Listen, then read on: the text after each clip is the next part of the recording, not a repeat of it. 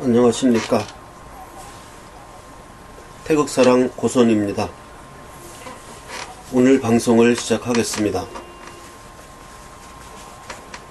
모두들 상심하시고 울분에 찬 그런 판결이 또 하나 나왔습니다.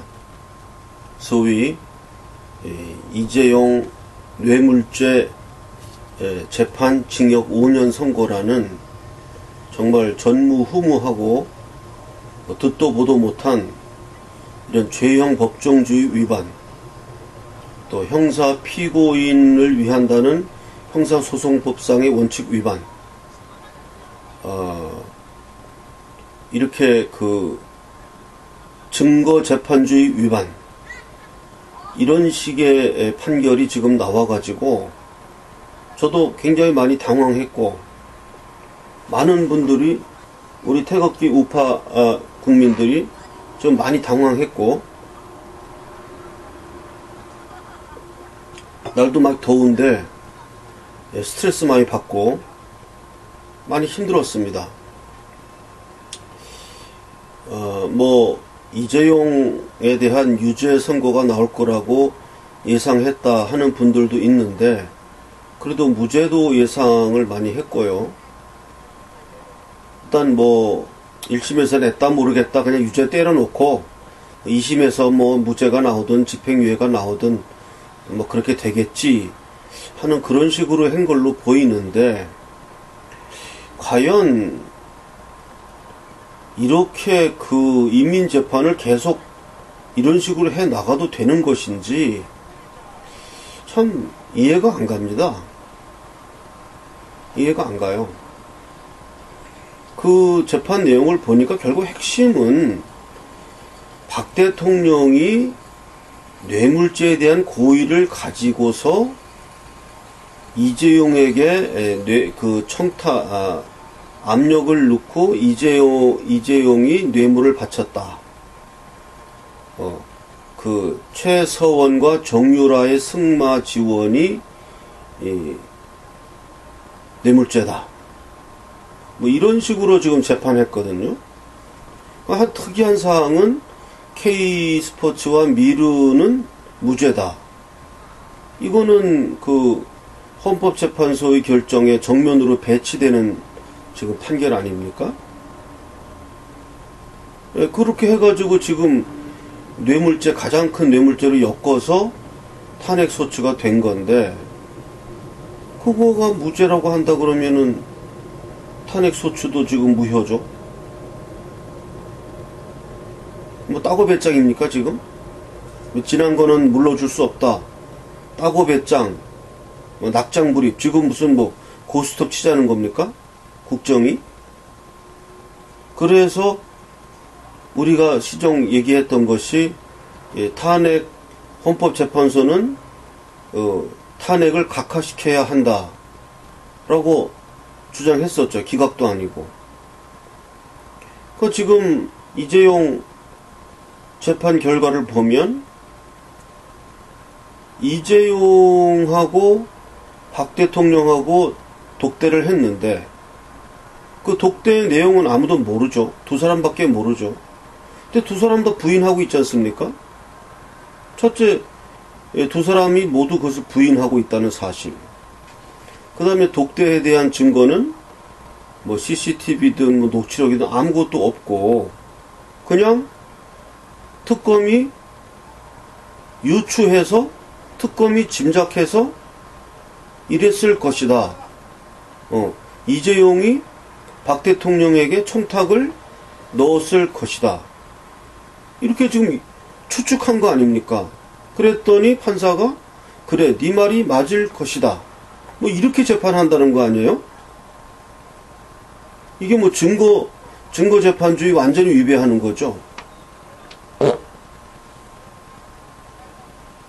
박 대통령이 이재용의 그 부탁을 알아서 헤아려서 경영권 승계에 협조할 것이다. 그래서 그렇게 뇌물을 정유라에게 승마 지원을 해줬다. 뭐 이런 식으로 그랬을 것이다. 그랬다는 거 아닙니까, 지금?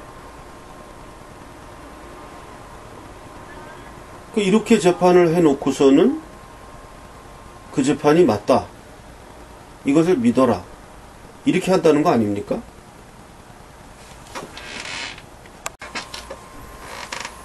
그러니까 모든 정황을 전부 유죄로 끼워 맞추려고 판결을 내린 거예요. 그러니까 그 대목, 이재용은 몰랐다.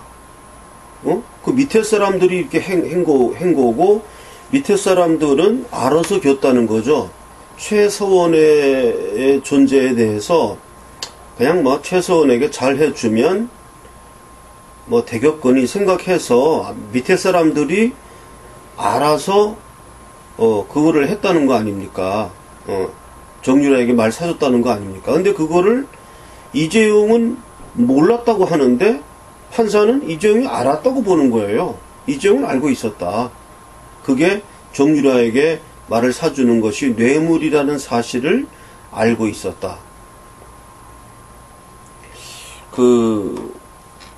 거기에 대해서 좀 다른 이야기지만, 이 벌금을 사람에 따라서 가난한 사람한테는 벌금을 조금 때리고, 부자인 사람에게는 벌금을 많이 때려야 이게 벌금의 효과가 있다 하는 그런 이론이 있죠. 예, 그래서 뭐 부자인 사람한테 뭐 500만 원 벌금 때려봐야 그냥 500만 원 벌금 내고 가버리니까 별로 이걸 무서워하지 않는다. 부자에게는 500만 원이 아니라 5천만 원, 5억의 벌금을 때리고, 가난한 사람한테는 뭐 100만 원만 벌금을 때려도 이게 형벌의 효과가 있으니까 가난한 사람들과 부자인 사람들에게는 그 벌금을 때릴 때 다르게 적용해야 된다. 이런 이론이 있잖아요. 그런 식으로 이재용 같은 사람에게, 이 사람에게 100억이란 돈하고 뭐 그냥 보통 사람에게 100억이란 돈하고는 의미가 다르지 않습니까? 예? 이재용 같은 사람에게 뭐 10억이다. 지금 보니까 뭐 37억이다. 무슨 뭐 이런 돈이 다른 사람에게 의미가 다르지 않습니까? 그렇게 보면은 과연 그런 돈이 과연 이 사람에게 뇌물죄라는 범위 내에서 이재용 같은 이런 거부에게 과연 그런 거를 적용할 수 있느냐. 이렇게 따지고 보면은 이 모든 스토리가 그냥 검사의 머릿속에, 특검의 머릿속에서 나온 하나의 시나리오에 불과하고, 그 시나리오가 지금 그 김진동 판사라는 그 사람 머릿속에서 열심히 누에가 고치를 만들듯이 열심히 비단실을 빼가지고 지금 열심히 그 판결문을 써낸 거예요. 그런 거에 불과합니다. 정말 이런 거를 우리가 판결이라고 해야 되는지. 박 대통령하고 이 뇌물죄라는 거는 신분범이거든요. 공무원만이 범할 수 있는데, 최서원이 뭐 돈을 받은 게 그 사람이 공무원도 아닌데 결국 최서원과 박 대통령과는 하나다. 이렇게 해서 뇌물죄를 적용했고, 또는 제3자 뇌물죄까지 적용해서 그런 식으로 지금 이 범죄를 이끌어 가지 않습니까? 이거가 과연 이렇게 해도 되는 건지, 이게 과연 법정이라고 할 수 있는 건지. 그리고 지금 하나도 그 판결문 내용을 보면, 다음 어떤 기회가 온다면 다시 한번 더 자세하게 그거를 할 기회가 왔으면 좋겠고요. 지금은 그냥 줄거리 위주로 말씀을 드리겠습니다. 그 판결의 내용 자체도 판사의 머릿속에 떠오른, 판사가 생각한 어떤 심증, 그거밖에는 없지 않습니까? 뭐 무슨 증거가 나온 게 하나도 없지 않습니까? 그리고 증거가 있을 수도 없는 거고. 그러면 그런 거겠죠. 그럼 증거가 없으면 다 이렇게 빠져나가면 억울하지 않냐? 그렇게 하면 뭐 모든 사람을 전부 다 범인으로 정죄할 수 있는 거 아닙니까? 단지 필요해요, 필요. 이재용이 뇌물죄로 처벌이 되어야 그 다음에 박 대통령을 뇌물죄로 처벌할 수 있다는 필요성 때문에 지금 유죄 5년 징역형 때린 거 아닙니까? 3년 때려서 집행유예 나온 것도 아니고. 그래서 뭐 정경유착의 고리가 끊어지는 계기가 되었다? 아니, 정경유착을 끊는 거는 좋은 일입니다. 정경유착은 끊어야지요. 정경유착은 끊어야 하는데 왜 여기서 끊습니까? 이게 무슨 정경유착입니까? 정경유착을 안 했잖아요. 박 대통령하고 이재용하고 정경유착을 안 했잖아요. 이게 어떻게 정경유착입니까? 액수도 굉장히 작고, 일단 정경유착이 되기에는 액수가 너무 작아요. 그러니까 액수가 작은데 그거를 이렇게 확대시켜가지고 먼지를 털다 보니까 요거는 뭐고 요거는 뭐고 요거는 뭐고 이렇게 만들어가지고 증거도 없는데 판사가 내가 네 마음을 안다는 거 아닙니까? 정황상 묵시적 동의가 있었다. 도대체 이런 판결이 나올 수 있습니까? 묵시적 동의. 묵시적 동의라는 거는 민법에서 예를 들어서 임차인이 그 임대 기간이 지났는데 1년 살고 지났는데 가만히 있고 주인도 가만히 있고 그랬을 때 그 계약을 갱신한 걸로 본다. 그런 게 묵시적 동의죠. 이런 식으로 뇌물죄를 범하는데 이재용이 생각할 때 그랬다는 거 아니에요. 이재용이 생각할 때 내가 이렇게 정유라한테 뭐 해주면은 박 대통령이 내의 경영권 승계를 도와줄 거야. 이렇게 짐작을 하고 그러니까 박 대통령도 그런 마음을 알고 내가 이제 쟤한테 경영권 승계를 내가 이제 도와줄 힘을 갖고 있으니까 정유라에게 말을 사줘라. 정유라에게 말을 사줘란 말을 한 적이 없는데 그냥 승마 지원을 좀 해주십시오. 이렇게 얘기를 한 거가 이재용의 귀에는 정유라에게 말을 사줘라 라는 말로 들렸다 라고 판사가 지금 판단하는 거 아닙니까? 판사가 판단할 때에 박 대통령이 여보세요, 그 승마 지원 좀 해주세요 이렇게 말을 했는데 그 말한 것이 이재용은 정유라에게 말을 사줘라 하는 말로 들렸다는 거 아닙니까? 판사가 그렇게 판단한다는 거 아닙니까? 도대체 이런 판단이 있을 수 있습니까? 판사라는 사람이 이렇게 판단할 수 있습니까? 이게 너무나 어처구니 없는 판단이고, 또 하나 또 나왔죠? 200 얼마인가 하는 K스포츠 미르 그거는 무죄라며요. 그거 가지고 엄청 떠들었지 않습니까? 그거 해가지고 박 대통령이 퇴임 후에 최순실이 하고 다 도리해 먹기로 했다. 그 재단에 돈, 근데 그거 무죄라는 거 아닙니까, 지금?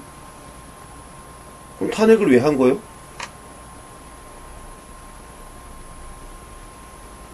탄핵 잘못한 거 아닙니까, 이거 지금?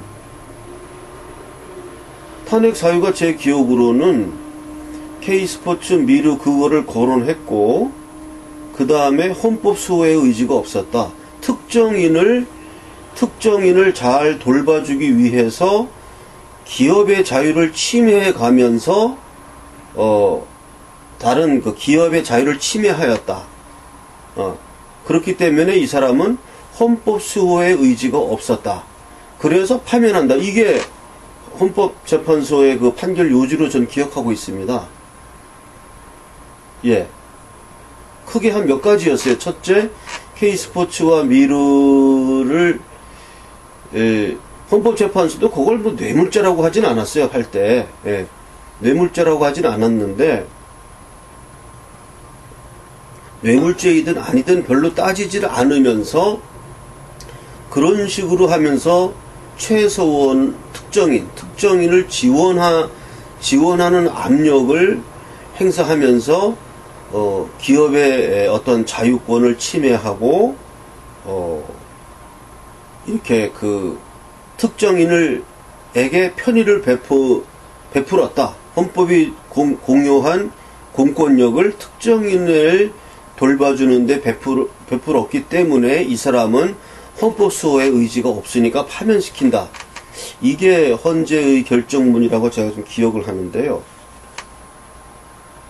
그러니까 지금 제가 말씀드린 제 기억이 확실치 어떤지 다시 찾아봐야 되겠습니다만은 제가 그렇게 기억을 해서 한 3가지 정도였던 거예요. 그러니까 K스포츠 미르재단, 그 다음에 기업의 자유권 침해, 그 다음에 그렇기 때문에 헌법 수호의 의지가 없다. 이렇게 봐서 크게 2가지로 본 겁니다. 그 기업의 자유권 침해는 뭘로 했냐 하면은 K스포츠와 미르재단 요런 거로 하면서 기업의 자유를 침해했다는 건데, 지금 K스포츠하고 미르가 지금 무죄라는 거 아닙니까?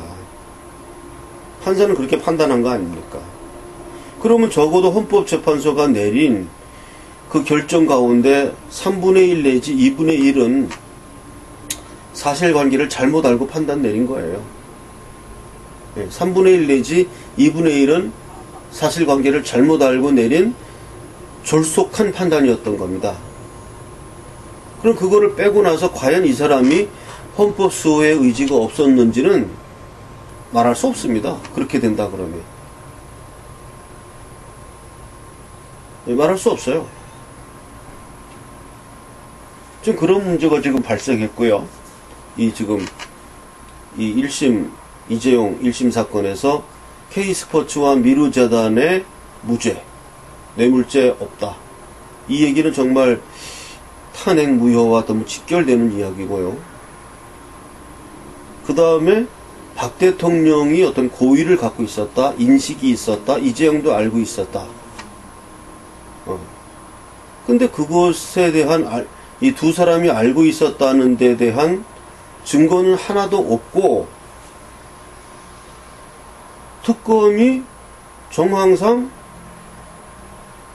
저 사람들이 알고 있다고 주장하는 거예요, 그냥. 특검이 볼 때 저 사람들이 알고 있다. 왜? 뭐 정유라 말 타는 거 어쩌고 그러니까 알고 있다. 뭐 박 대통령이 뭐 승마 지원을 얘기하면서 또 어디 가서 뭐 정유라 얘기를 또 했다. 뭐 어디 가서 정유라 얘기를 했다. 이것도 상당히 불분명해요, 보면. 그런 식으로 이제 특검이 얘기하니까 판사가 볼 때는 특검 얘기가 옳다는 거예요. 네 얘기가 옳아 보인다.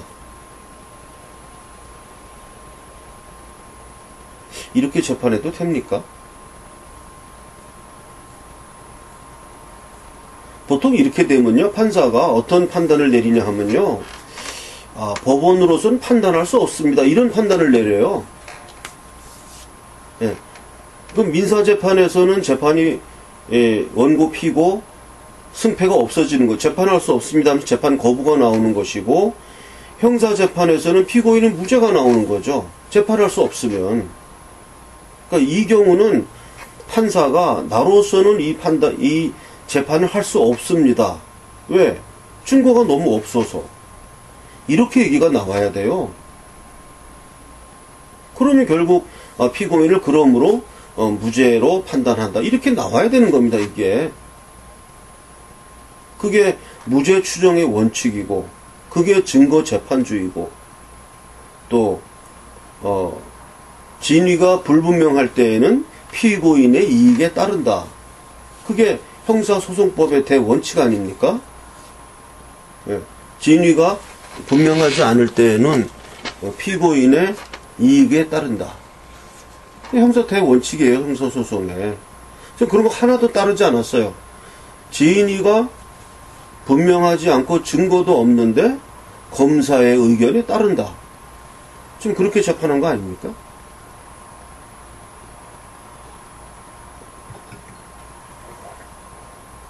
이렇게 재판해도 됩니까? 이렇게 재판해도 되는 거예요?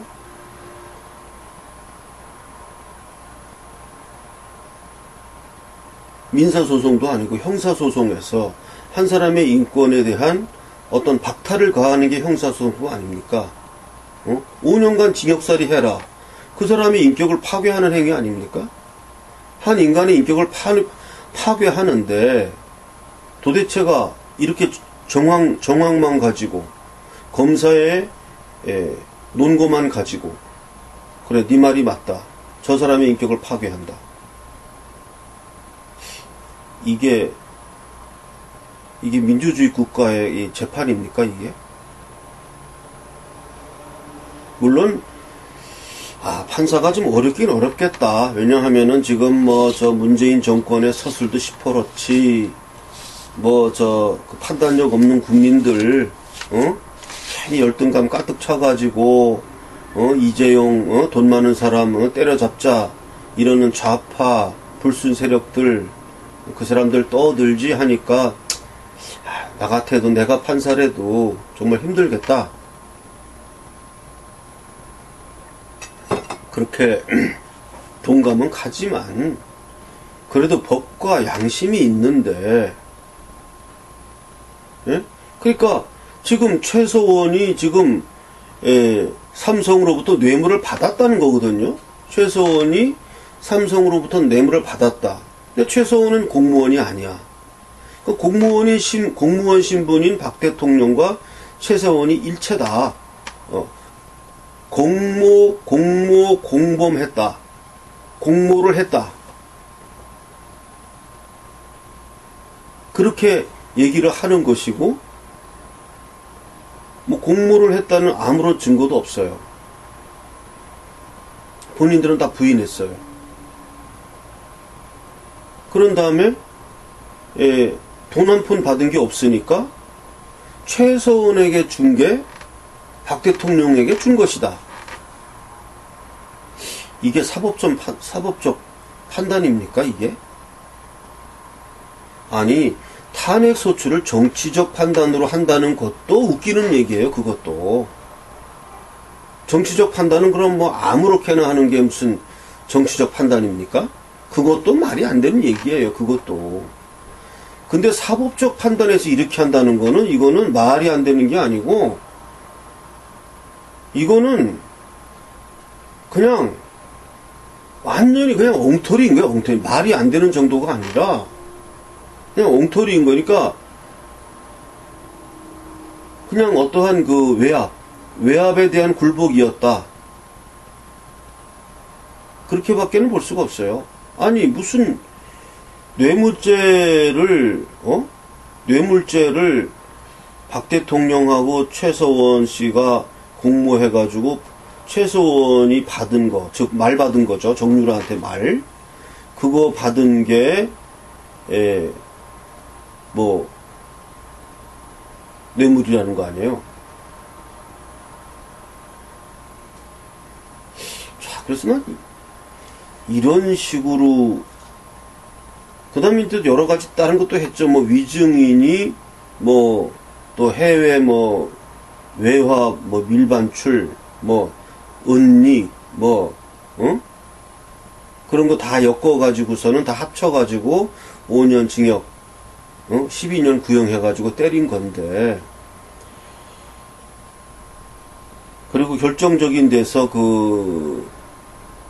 뇌물 수수, 그게 뭐죠? K미르는 무죄라고 보더라도, 또 무슨 무슨 유경재단인가? 그거 있었죠. 16억인가? 그거는 또 유죄다 이거죠. 거기에다 돈 준 거. 그렇게 합쳐가지고, 그 아주 작은 거. 전체 이슈가 된 게 400 몇십억인데 거기서 다 빼고 K미르 스포츠 다 빼고 200억 빼고 뭐 다 빼고 해가지고 결과적으로 남은 거 무슨 뭐 몇십억, 그거를 지금 뇌물로 받았다. 뇌물로 공여했다 이거죠. 이재용이 뇌물로 공여했다. 최서원에게. 예. 공무원 신분인 박 대통령과 연합한 최서원에게 뇌물을 공여했다. 박 대통령과, 즉 박 대통령에게 뇌물을 공여한 것이다. 이런 식으로 구성을 한다면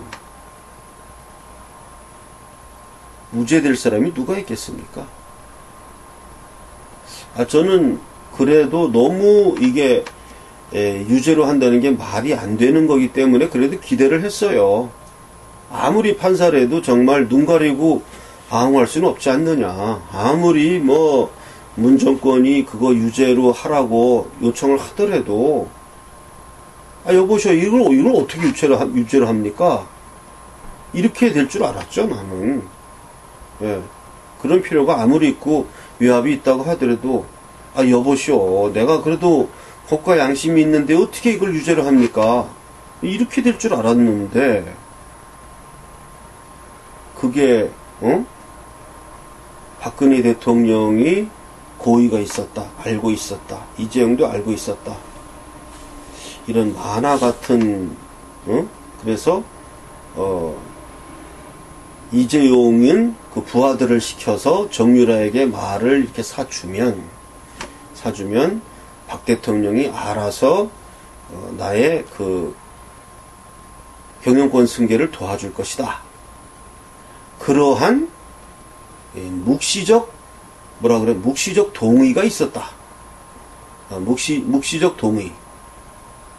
묵시적 동의가 양자 간에 있었기 때문에 뇌물죄가 성립한다.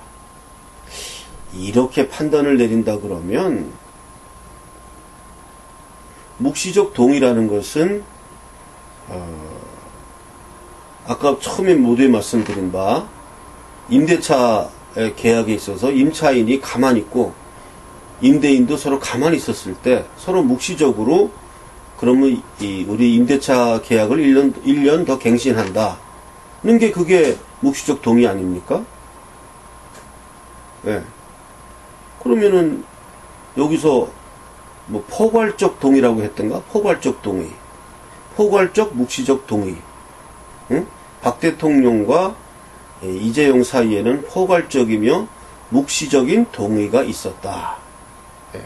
그리고 그 두 사람과의 독대 사이에서는 무슨 내용이 이루어졌는지 우리는 모르지만 아마도 두 사람 사이에서는 뇌물죄의 이 범죄가 그 안에서 독대 속에서 행해졌으리라고 나는 믿는다. 이 얘기하는 거 아닙니까? 그 독대 장소에서 무슨 이야기가 이루어졌는지를 그거를 안다고 얘기한다면 말이 안 되니까 모르니까 아무도 모르니까 그 얘기는 빼고 그 심정으로 아무리 믿는다고 하더라도 그 얘기는 빼고 그렇다면 정황상 박 대통령이 이재용과 사이에 포괄적 묵시적 동의가 있었다. 뇌물죄에 대한 최서원과 박 대통령은 경제 공동체 또는 최서원에게 뇌물 주는 것은 바로 박 대통령에게 주는 것과 동일한 것이다. 이 두 번째 설명은 더 말도 안 되는 거죠. 최서원과 박 대통령이 과연 무슨 사이길래 최서원한테 말을 사주는 게 바로 박 대통령에게 말을 사주는 것과 동일하다고 하는 것인지 말이 안 돼요. 어쨌든 그렇게 판단을 했습니다. 그거는 바로 뇌물죄로 최서원에게 즉 정유라에게 말을 사준 것은 박 대통령에게 사준 것과 같은 것이다. 또 어떤 경제적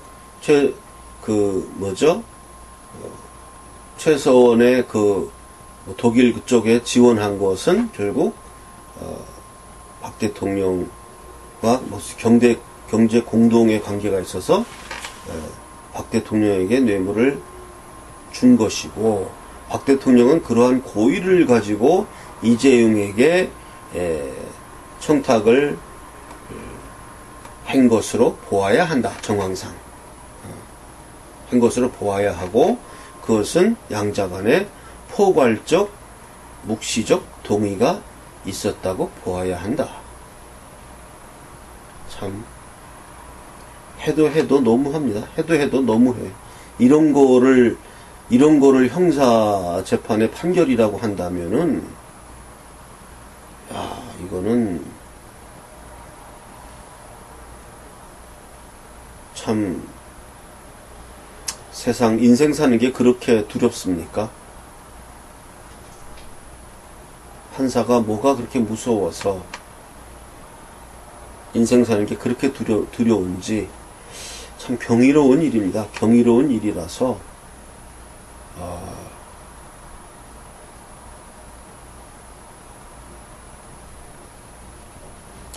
어쨌든 이러한 그 재판이 일단 1심 판결이 나왔기 때문에 항소심이 이제 진행되면 항소심 또 하겠죠. 항소심은 뭐 좀 더 빨리 끝나겠죠. 그러나 그 사이에 박 대통령에 대한 1심 선고가 내려질 것이고, 아마도 유죄 선고를 내릴 것으로 예상이 됩니다.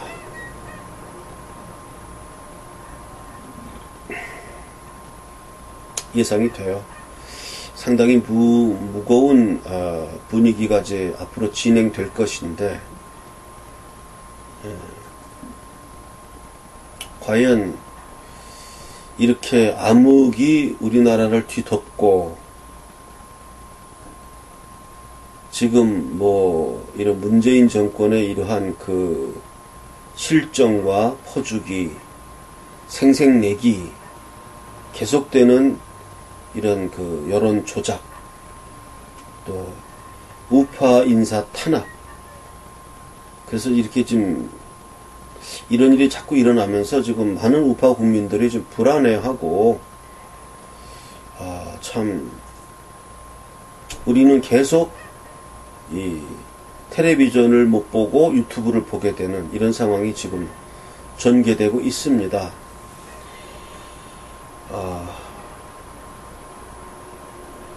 참 어처구니 없는 일이 지금 이재용 재판에서도 일어나서, 지금 박근혜 대통령 1심 선고는 지금 뭐 거의 유죄 선고를 때릴 걸로 보여서, 과연 이 자들이 과연 이러한 그 해악한 짓을 과연 어디까지 할 것이냐, 이렇게 그 뭔가 자신의 정권 찬탈에 대한 불안감을 가진 사람들이, 과거에 세조가 그랬죠. 세조가 잔혹하게 그 사육신을 다 도륙했고 단종을 죽였고, 평생 그 사람은 두려움 속에서 살았죠. 세조. 지금 뭐 세조와 지금 문재인 정권이 어떻게 같은지는 모르겠는데, 분명한 것은 국제적으로도 그렇고, 지금 이 문재인 정권의 이 수립을 그렇게 고운 눈으로 보지 않는 세력도 많고요. 본인들도 그것이 두렵기 때문에 세조가 단종을 죽이듯이 지금 박근혜 대통령을 죽이려고 지금 오만 지금 모든 수단을 동원해서 지금 달려들고 있는데, 마음이 많이 무겁습니다. 어떻게 하면은 살아날 구멍이 있는지 생각해 보기로 하겠습니다. 뭐 제가 뭐 특별한 수를 생각해낼 수 있을지는 모르겠지만은, 지금 많은 분들 울분에 차 있고 건강 유념하시기 바랍니다.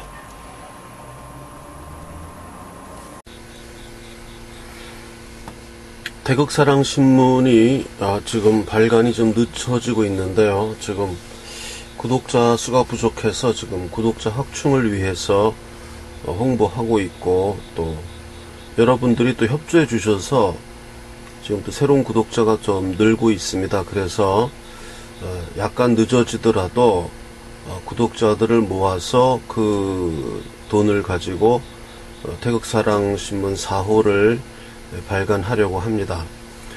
약속을 잘 못 지켜드려서 죄송하고요.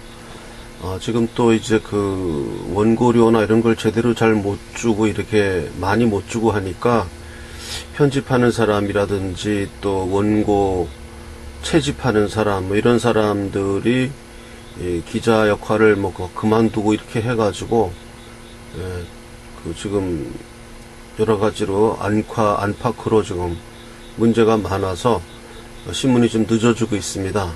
그래서 지금 꾸준히 또 여러분들이 또 협조해 주셔서 지금 새로운 구독자들이 또 늘고 있어서 이런 문제를 해결해 가면서 저는 태극사랑신문이 다소 늦어지는 한이 있더라도 이것을 뭐 다른 신문처럼 뭐 몇 개월간 뭐 중단한다 이런 발표는 하지 않고요. 어쨌든 적더라도 모아지는 대로 돈을 또 모아서 발간하고 꾸준히 어쨌든 구독자만 계속 늘어나면 지금도 늘어나고는 있습니다. 늘어나고는 있는데 그 속도가 그렇게 빠르지 않아서 좀 예상대로 못 나갈 뿐이지 어쨌든 늘어나고 있는 건 사실입니다. 그래서 이런 식으로 늘려나간다면 어느 정도의 구독자만 돌파하면 그 다음에는 정상 궤도에 올라가니까 조금 이해해 주시고 신문이 좀 늦게 나오더라도 좀 이해해 주시기 바라고, 또 이 방송을 보시면서 또 주위 분들에게 이걸 알아보면 몰라서 이걸 구독 못하는 분도 많더라고요. 이런 신문이 있는지 몰라가지고 구독 못하는 분들도 많으니까 주변에 많은 홍보를 해주시기 바랍니다. 주식 대금을 송금하는 계좌는 국민은행 595137-01-001768 태극사랑 주식회사입니다. 주식 대금 송금 계좌는 국민은행 595137-01-001768 태극사랑 주식회사입니다. 신문 대금 송금은 국민은행 111-301-01-094293 태극사랑 신문방송사입니다. 신문 대금 송금 계좌는 국민은행 111-301-01-094293 태극사랑 신문방송사입니다.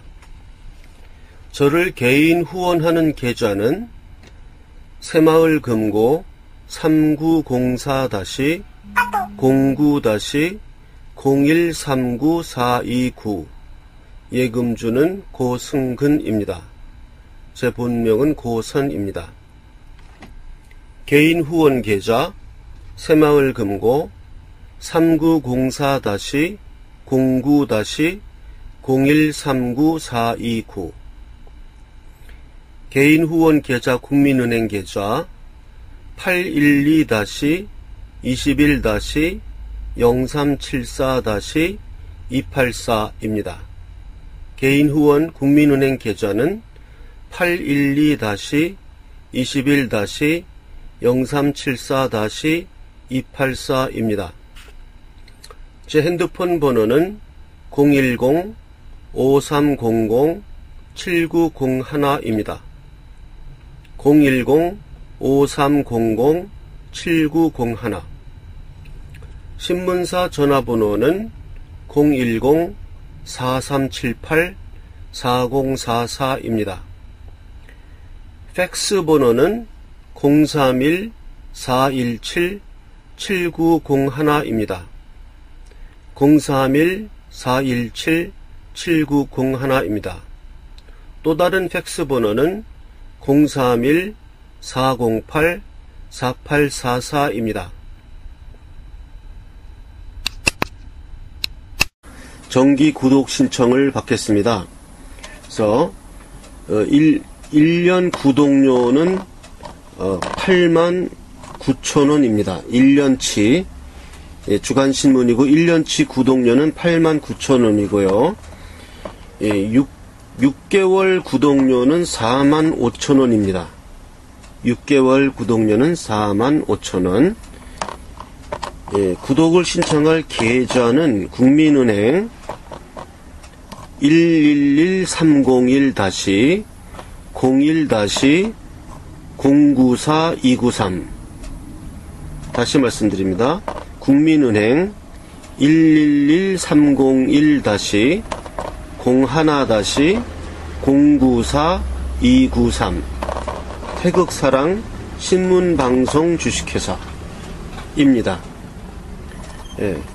그리고 입금하신 후에는 010-5300-7901로 입금자 성함, 주소,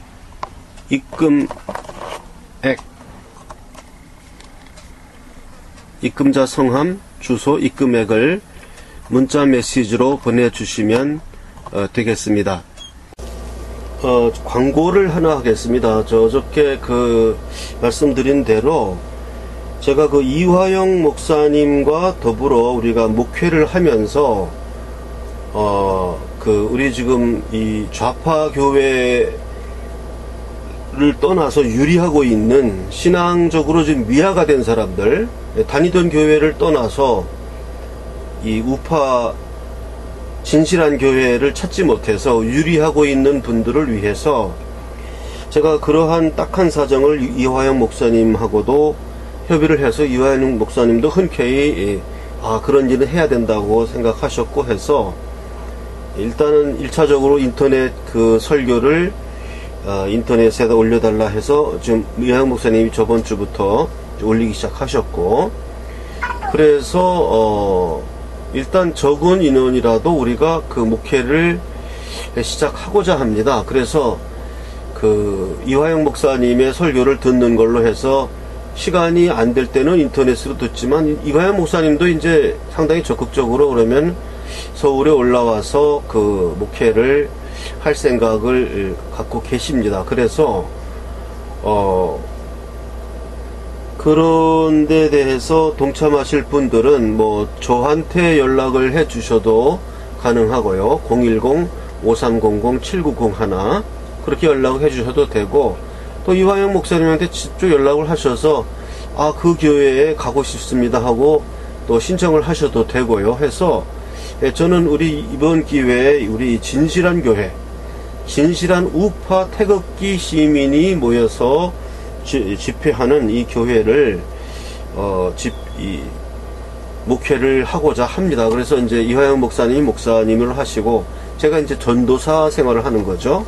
그러한 인터넷을 매개로 해서 시작되어서 실제로는 오프라인으로 되는 이러한 교회를 세우고자 하니까 관심 있는 분들은 연락 주시기 바랍니다.